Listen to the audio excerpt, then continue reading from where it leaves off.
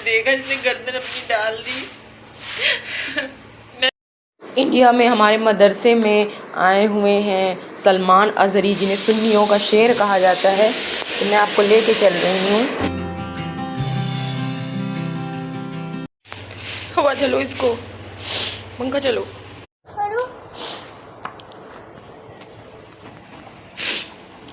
Guys अभी सुबह सुबह मेरा चूचू बिल्कुल ठीक था, पता नहीं इसे क्या हो गया। इसे गर्मी लग गई है शायद, बेचारे को। मारे पंखा उठाओ, इसको जलो पंखा।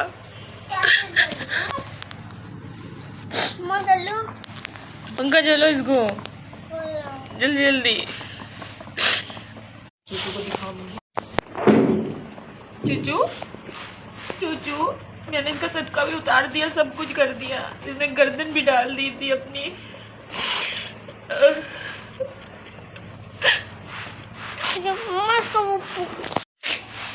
मैं सुबह उठी गाइस तो ये बिल्कुल ठीक था। अचानक से मायरा ने देखा, इसने गर्दन अपनी डाल दी। मैंने इसके ऊपर से सदका उतारा, सब कुछ किया, फिर भी ये आंखें बंद कर रहा है गर्मी से। चूचू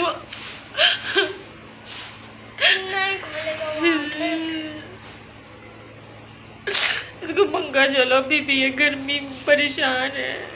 तो सही हो गया। नहीं, आंखें बंद कर रहा है।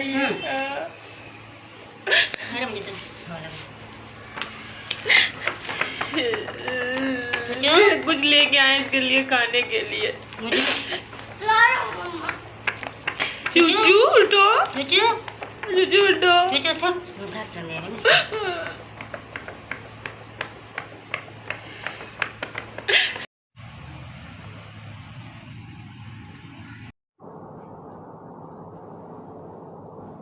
कैसे दवा पिले में किसकी? तो गाइस अभी मैंने उसको दवा पिला दी है, और जो है ना मैंने उसको हवा में बिठा दिया। थोड़ी देर के बाद मैं उसको ग्लूकोज का भी पानी दे दूँगी, क्योंकि गर्मी से बैठे रहने दो।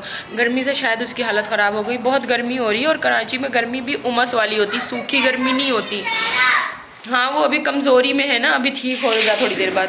तो मैंने जो ये दवा पिलाई है, मेरे डैडी कहते थे कि ये दवा ऐसी होती है कि अगर मौत के मुंह में भी इंसान है ना, तो 10 मिनट के लिए उसकी ज़िंदगी वापस आ जाती है।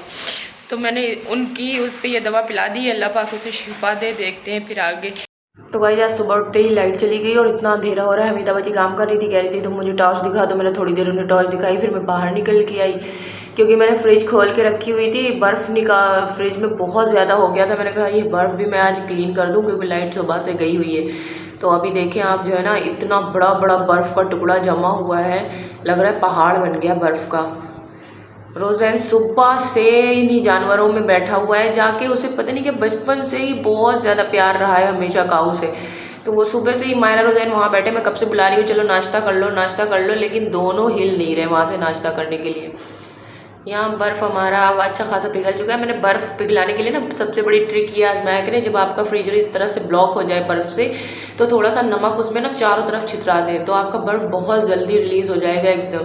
ये देख रहे कितने बड़े बड़े टुकड़े बर्फ़ के निकल रहे हैं। ये फ्रीज़र तो धुआंधार चल रहा था, लेकिन जो है नीचे का जो था ना फ्रिज, वो नहीं काम कर रहा था। तो आज हम लोगों ने फिर मैकेनिक को बुलाया हुआ है, 2 ही दिन हुए। तो चूचू जल्दी से ठीक हो जाओ, जल्दी से ठीक हो जाओ। देखो भैया दवा असर कर गई है। और दवा ले आओ ज़रा, वाली 2 बूंद और इसके मुंह में डाल दूंगी ना। ले ले ले ले, खाना मांग रहा है, खाना मांग रहा है। ठीक हो गया है, ठीक हो गया है। चले चले चले, रोज़ैन के हाथ से ठीक हो रहा है। जल्दी से आ जा मेरा बेटा, मेरा शहजादा। मैं खाना खिलाती हूँ, मैं खिला रही हूँ। हाँ हाँ हाँ, खा जाओ खा जाओ खा जाओ खा जाओ खा जाओ। मैं खा रहे। अल्लाह कितना कमज़ोर हो रहा है। ले ले ले ले ले, खा जाओ खा जाओ खा जाओ खा जाओ खा जाओ खा जाओ।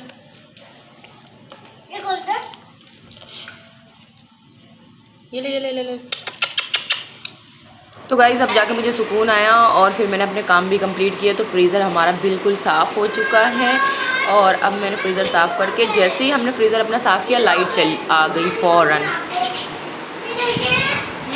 अल्ले मेरा शहजादू, अल्ले ठीक हो गया बाबू, ठीक हो गया। ये तो बहुत प्यारा बेटा है। गाइस मेरा मूड इतना ख़राब है, सुबह से था गर्मी लेके, अभी लाइट आई। और आपको पता है कि अभी अभी बिल्कुल जो है ना एक औरत आई मांगने वाली, वो जो है ना मैं पता नहीं क्या कह रही थी, दूर से सबके जनरेटर चल रहे थे, मुझे आवाज़ नहीं आई। तो मैंने कहा कैसे करके मैंने इशारा कर दिया कि आवाज़ नहीं आ रही। कोई मेरे दर से वापस नहीं लौटता है। आप लोग देख रहे गर्मी के लिए पागल हो रही हूँ मैं, बालों की हशर सब कुछ।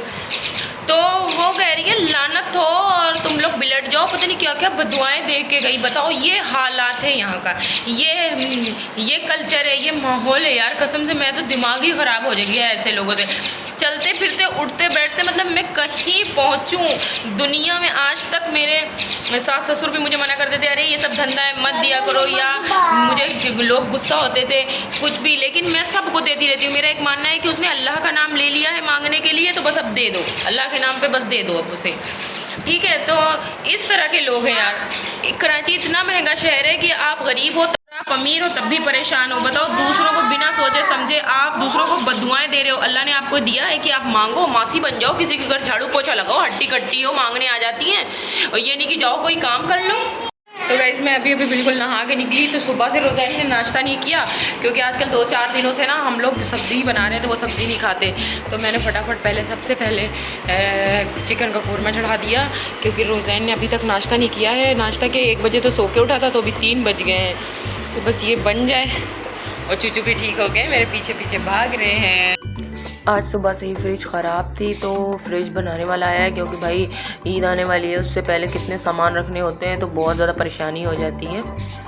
गाइस यहाँ पे वो लोग गैस निकालने के लिए पाइप लगा गए हैं कि फ्रिज की अपनी गैस निकाल रहे हैं। तो पता नहीं कैसा सामान तैयार करते हैं आजकल भी, कि 1 साल हुआ है 1.5-2 लाख की फ्रिज की लीकेज हो गई। बताएं आप ज़रा।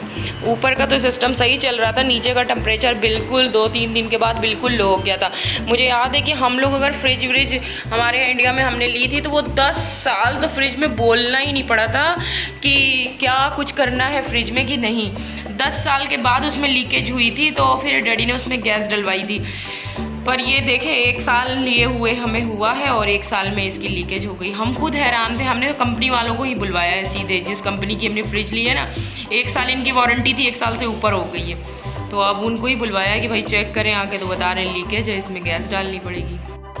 देखना हट जाओ रास्ते से, वो चले जाएँ।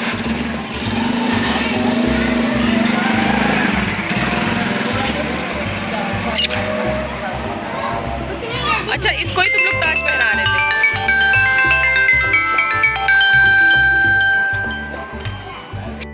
गाइस ये बहुत मासूम और प्यारा सा जानवर है, और ये ना बिल्कुल हम लोग के पास आ गया था, तो मैंने सोचा मैं इसे प्यार कर लूँ। हमारे चूचू को अंदर छोड़ के उड़ जाएगा वरना।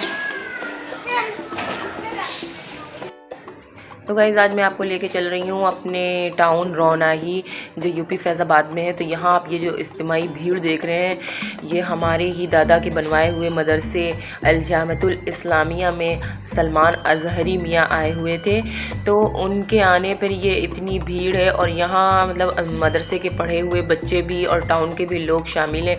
तो आप लोग सोच रहे होंगे अज़हरी मियाँ कौन है।